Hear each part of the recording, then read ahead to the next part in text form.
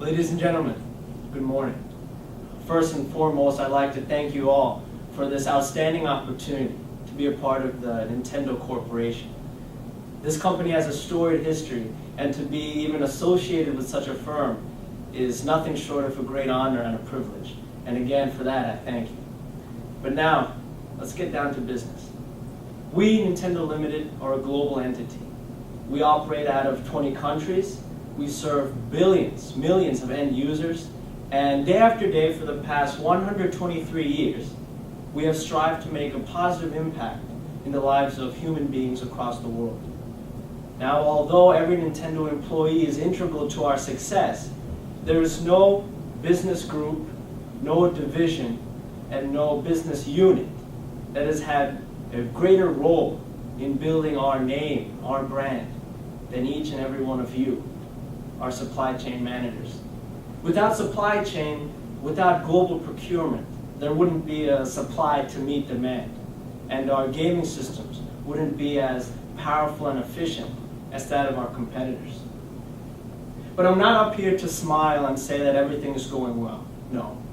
We know why we're gathered here today, and we know exactly why my article was on the cover of Linda Hopgood's magazine. Conflict minerals. Sakuntala. 3 months ago, these words meant nothing to our consumers. Quite frankly, it meant nothing to me. But today, they mean rape, torture, human rights violations. They mean that I can't pick up a Nintendo Wii controller without asking myself, who died for this? Who bled for this? And what we can't neglect is that I'm not the only one. 48% of consumers who purchase our product are women. Wives, mothers, girlfriends, who, when compared to their male counterparts, may have a greater propensity to reconsider past, present, and future Nintendo purchases simply because they don't want to be part of the problem. They don't want the blood on their hands. Now, I'm not blaming or accusing any one person or action for the horror that is taking place in the Democratic Republic of the Congo. Just as every Nintendo employee is integral to our success, no one person is responsible for either progress or downturn. But if we want to make progress, then we have to accept reality. And the truth of the matter is that there is no group in a better position to make a difference than those of us in this room today, myself included. So if we wish to save our company, our family, and most importantly, the lives of the Congolese, then I sincerely ask that we consider accepting and implementing the following strategy, all of which begins with none other than our supply chain. First, we need to conduct an audit of all our production partners to confirm that none of them are using conflict minerals funded in the DRC. Now, for these audits to have a meaningful impact, however, we need to require that our manufacturers are purchasing from conflict-free smelters. Otherwise, smelters themselves will have little to no incentive to purchase responsibly, to not fund the problems in the DRC. Now, smelters, as all of us know, are the middlemen, the link between our manufacturers and their suppliers. If smelters are using conflict-funded minerals, then we, simply by association, are doing the same thing.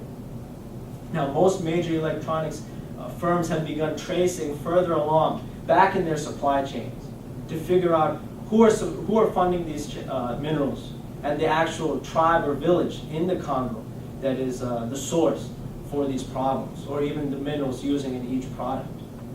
Now, to be exact, 7 firms have now figured out the number, publicly identified this number, of the number of smelters involved in their supply chains, which has influenced now other companies to take up similar mapping projects policies. For example, Apple Incorporated, which the Enough Project ranked, is one of the most progressive firms in the sense of responsible sourcing of conflict minerals, has its policy included in its annual code of conduct, which reads as follows. As the Electronic Industry Citizenship Coalition's conflict-free smelter audits in gold, coltan, wolframite, and cassiterite continue, we will require our manufacturers to source from conflict-free certified smelters. We should adopt a similar policy and begin enforcing it to our first-tier and second-tier suppliers. So again, that we're ensuring that they would not be sourcing from conflict areas in the Democratic Republic of the Congo.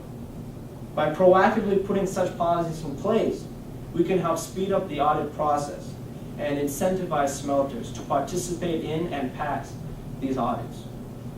Second, we need to invest in projects like Solutions for Hope, which source clean minerals that directly help support mining communities in the DRC.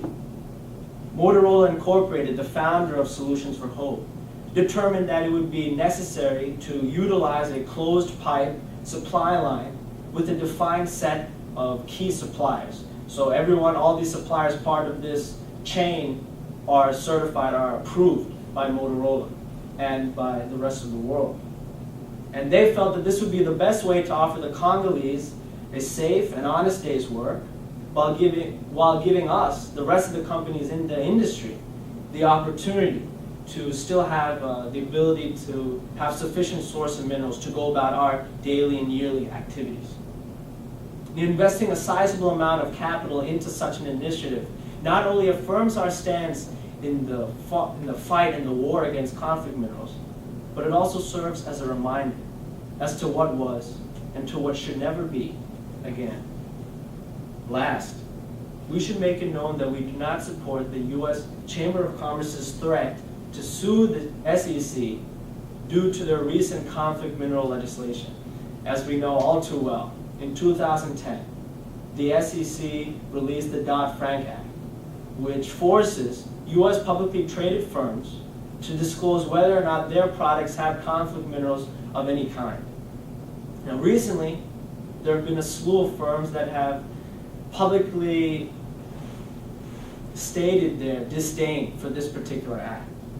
In a joint statement, these groups stated that though the measure is well intended, it is not an effective approach to this complex issue. The final conflict mineral rule imposes an unworkable, overly broad, and burdensome system which will undermine jobs and growth and may not achieve Congress's overall objectives. 3 months ago, it seems like our objectives were in line with that of these firms.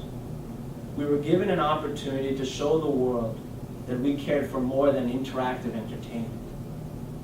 But before we knew it, we saw that window close, but not completely. That's why this is our chance. Not to just save ourselves, not to just rebound, but to transform. In 1991, I don't know if you guys remember this, but we released a game for our Nintendo Entertainment System called Kirby's Adventure. Anyone remember? Oh, that's good. Kirby is a lovable pink furball who goes around inhaling creatures, and in doing so is able to capture their essence, their power. So if there's a fire enemy walking alongside right now, if Kirby were to inhale them, this fire is no longer a regular Kirby, but now Fire Kirby. The fire makes Kirby who he is. And what's important to note is that this power is not permanent. If Kirby wants to rid himself of this attribute, he can. Or he can inhale someone completely new. So the question I ask today is, what type of Kirby are we? Are we PE ratio Kirby? Market share percentage Kirby? And if we are we willing to change? Are we willing to press down button and B to transform to something completely new? Thank you.